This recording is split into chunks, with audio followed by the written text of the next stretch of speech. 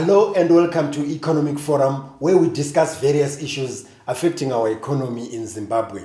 These touch on various topics in life so that we see how they impact on our economy. These can be issues to do with tourism, with agriculture, with education, with religion, industry and commerce. We all look at them and see how they are affected in our lives, especially with an economic point of view. My name is John Masuku. We have watched different programs on television and read about what are called 100-year-old companies. What it means is that when the owners started them, they had a vision of having them for a lifetime, and there must be something that they did in order to hold them together, even long after they had passed on. And this is what we're going to be discussing today. Estate planning in business. Do we have wills? Do we have trusts in order to protect our businesses? And for that reason, we have invited Nyamukondiwa, who is a lawyer specializing in estate planning. And Alan is going to help us regarding how we can protect our companies for the future so that we leave them for the future generation. Alan, welcome to Economic Forum. Thank you, Mr. Masuku. It's good to be here. Yes. Is it something that is common that nowadays Zimbabweans do plan for succession? Because in the past, those who were famous, especially having buses, retail shops, as well as hotels, we used to hear some squabbles because there were no proper plans left in place for their estates to continue with the family. What is the state of affairs at the moment? Thank you. I think the biggest challenge that we've been facing generally in Zimbabwe is that businesses or business people don't have succession plans. They venture into businesses, they get investments, they invest in properties, but they don't make plans for the future. They say there are only two things which are certain in life. These are taxes and death. So eventually you are going to leave this earth, and you need to plan for the future. So the same applies even when people establish businesses. There is need for people to plan for succession, for life after the proprietor or the person who has started the business has departed. So people are starting to appreciate these things, how to put in place processes or tools that will assist their businesses or even their personal lives to go beyond their own lives. Yes. So this is where things like, as you have already mentioned, trust and wills come into play to assist business people or even ordinary people to plan for the future. And here we're talking about business people. How about companies? Because we're going to come to those trusts and wills. How about companies? Is there also need to have a succession plan with regards to people who have come together and formed a company? And is that something that is happening? Indeed, there is in every business there is need for a succession plan. Because most of the times is that when a person starts a business, whether through a private company or through other legal means, even a trust can start a business. But when a person maybe forms a private company to run their own business, usually they tend to run it with people who are around them, close friends or even family. And sometimes they then forget to plan for what will then happen if those who have started the business have retired or they have died. So there is need for those succession plans. Who is going to be running that business after those who have started it have left the business? Yes. So those are the things that need to be discussed, and people need to know that they shouldn't be afraid of what then happens to my investment. What will then happen when I leave this company? So for companies, it's good that the regime for the creation of companies allows for the businesses, for the business rather, to have perpetual succession, to go beyond the people who are behind the company. But there is still need for the people who run the business to know if this leader or the CEO, the directors who are there, what will then happen when those have left the company.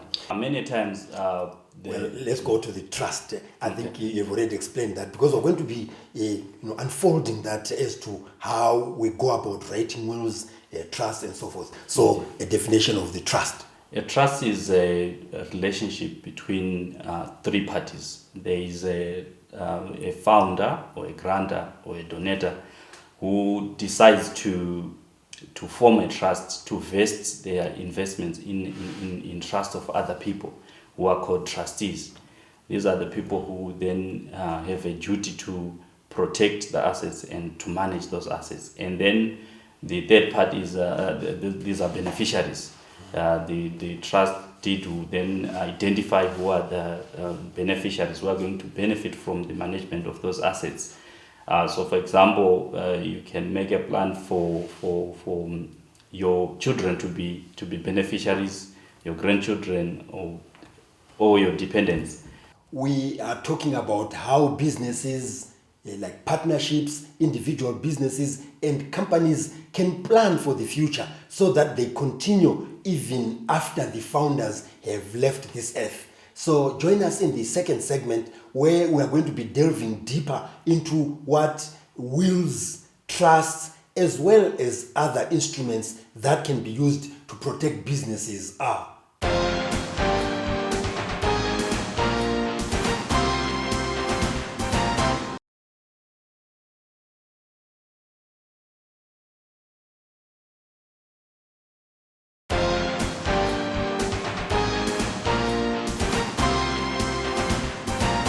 We are now in the second segment of Economic Forum, where today we are talking about estate planning in businesses. Do businesses have wills? Do they have trusts?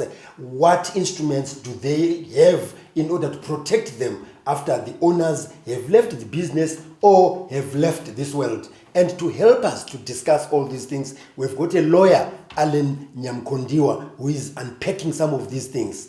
Let's talk about will writing for businesses before we go to trust and other things. Like I said before, wills are made by individuals.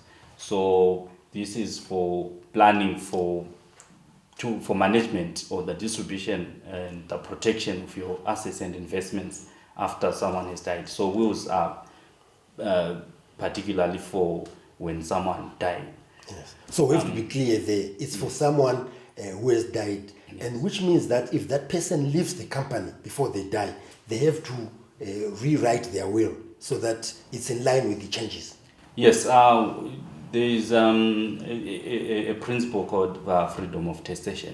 So you are allowed as an individual to make changes to your will at any time to indicate, especially when you acquire more investments, when you just change your mind about how you have distributed how you have planned for your distribution of estate. You may need to change who gets what. You may need to change how this is going to be managed.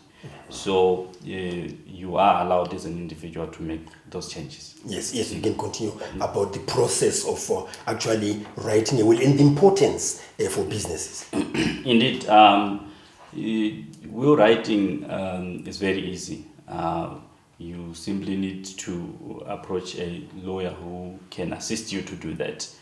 So what is needed is that you just need to be an adult who can deposit to a will, and then once that will has been written, you can provide for anything in the will, whether it's about, even when you have minor children, you can also address those issues. Who is going to take care of your children?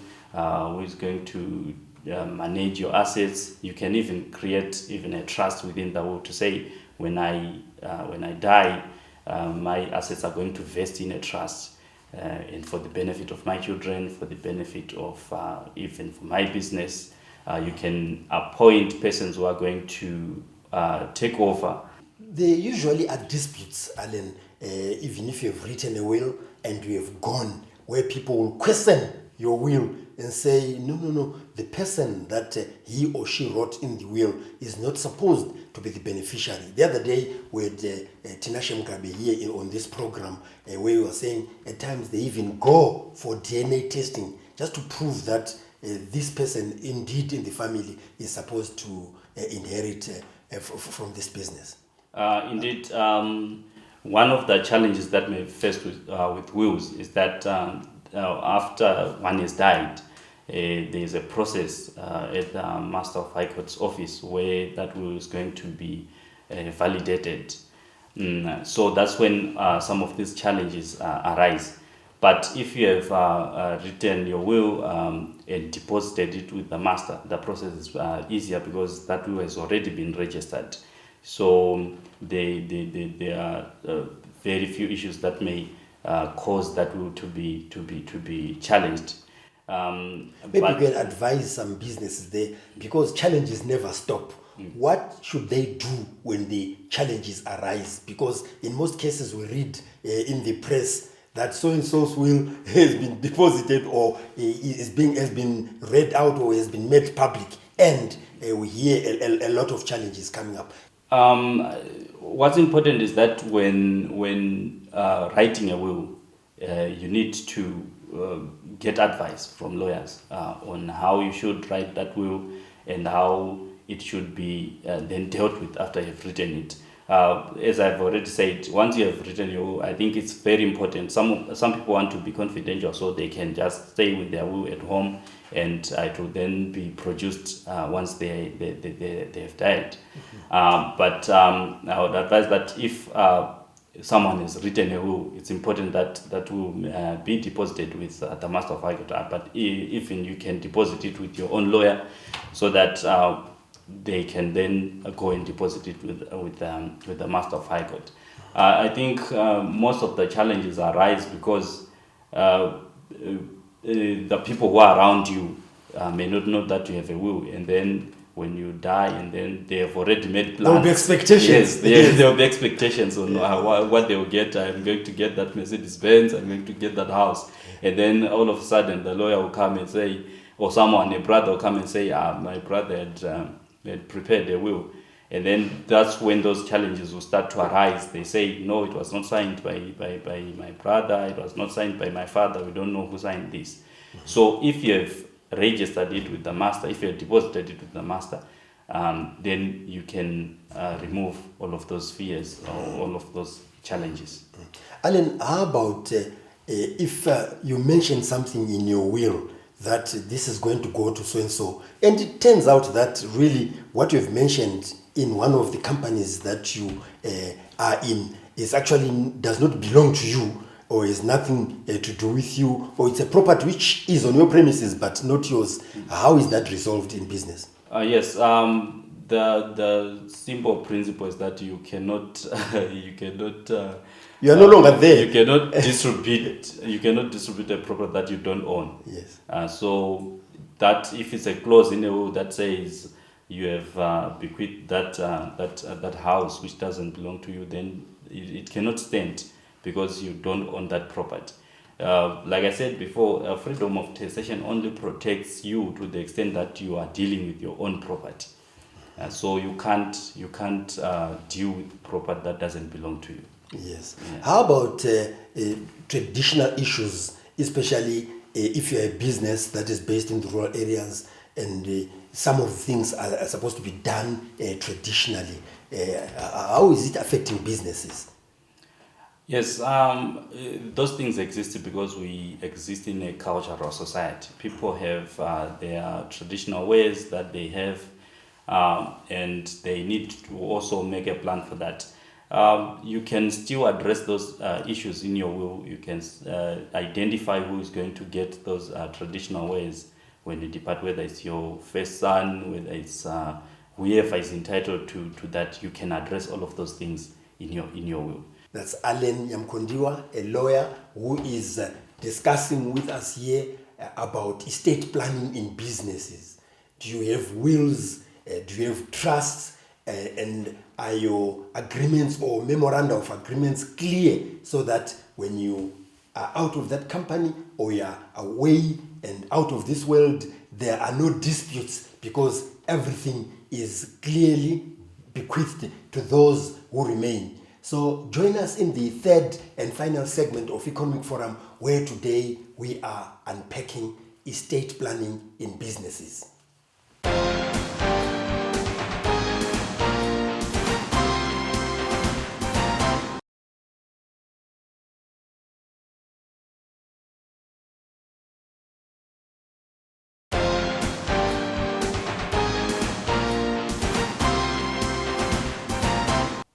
We are now in the third and final segment of Economic Forum, where today we are discussing estate planning in businesses. We have already discussed about the writing of wills by business people so that it is clear who will run their businesses when they are no longer there. We are now going to be talking about trusts with our guest here, who is Alan Nyamukondiwa, a lawyer. Trusts, there are so many that are referred to as trusts. There are trusts which form different NGOs and trusts for families and so forth. Just a quick explanation about the difference, or are they the same? Yes, there is a difference. There are two types of trusts. There are those ones which we call family trusts. These are just people who are preparing for on how to protect their investments within the family. And then there are some trusts which are formed by NGOs. Those we call them charitable trusts. Usually, they are meant to deal with donations that are given maybe to certain communities to push for certain causes. If the people maybe even in a church, they decide to give away some benefits to certain communities or to a group of people, they can form a charitable trust, invest their donations or investments in that trust for the benefit of those communities. And this one in business is which one? The Yes, way you say, I have a trust for my business. Yes, usually when you have a business, you may want to protect your investments away from the business.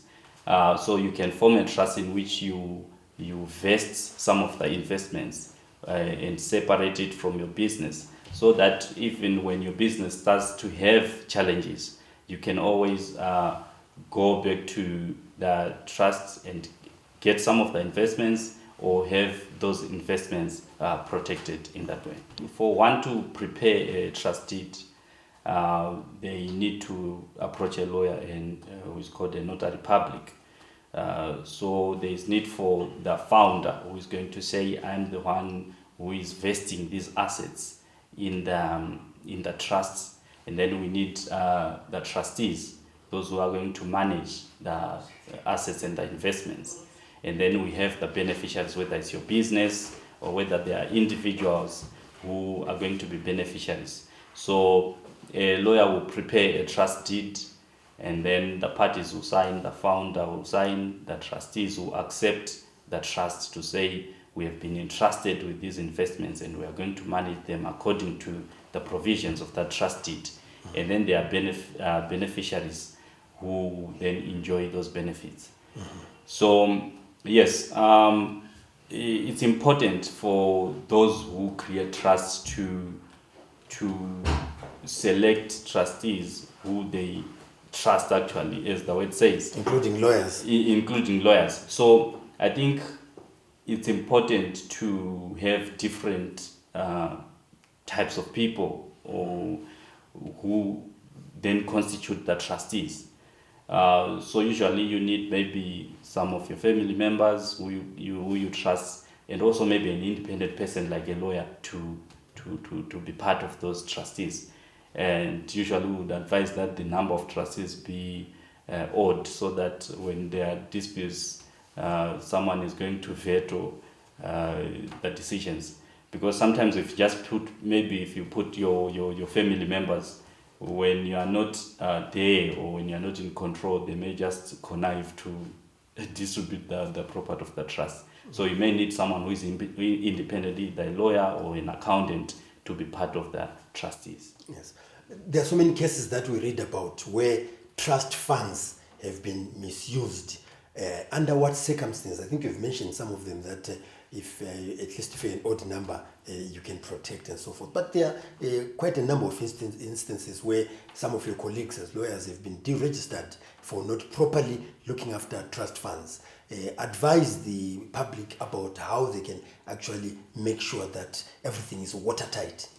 Oh yes, usually trust funds that have seen some lawyers being deregistered are those that when you entrust your money with a lawyer for the purpose of either investment or for a transaction, and then before the transaction happens, then the lawyer may decide to dip into those funds. But in respect of trusts that are formed for the purpose of protecting assets and investments, as I have already said, it's important that the trustees who have been appointed, they need to understand that their duty, that the investments are not theirs, that their duty is to manage those investments with utmost good faith.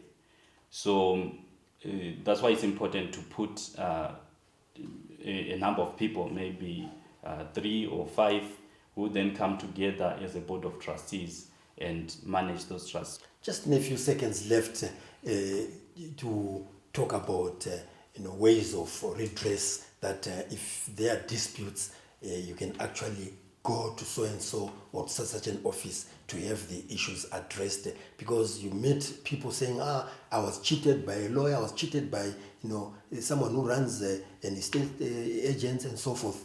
Just advise about the fact that you cannot let it lie low like that. You can actually have your situation addressed. Yes, if one is having challenges with maybe the trustees, or maybe beneficiaries are not happy with how the trustees are managing the funds, they can approach even that they can first just approach the board of the trustees and lodge their complaints that maybe the trustees are no longer acting within the terms of the deed. But even when it goes beyond, maybe they are now exercising powers that they have not been given, you can even approach a court. Then maybe in respect of wills, if the will maybe has appointed an executor who is going to deal with the properties or who is going to administer the estate until it's wound up, one can approach the office of the Master of High Court and say, we are having these challenges, can we have it addressed, and the Master will assist. As Alan Nyamukondiwa was our guest today. We've been talking about estate planning in businesses, how you can use wills and trusts in order to protect your business, so that as time goes on, we are going to see more than 100-year-old companies, simply because everything will be carefully protected. So that's our program for today, and we'd like to thank our guest Alan Nyamukondiwa, a lawyer. And also, if you would like to get in touch with us, you can do so on the numbers that are showing on your screen. If you'd like to engage with us, you can also do that on the social media platforms that are also showing on your screen. If you have missed some of the episodes of Economic Forum, you can view them on our YouTube channel, which is Economic Forum Zimbabwe. So on behalf of the production crew and Alan Nyamukondiwa, this is John Masugu wishing you happy viewing.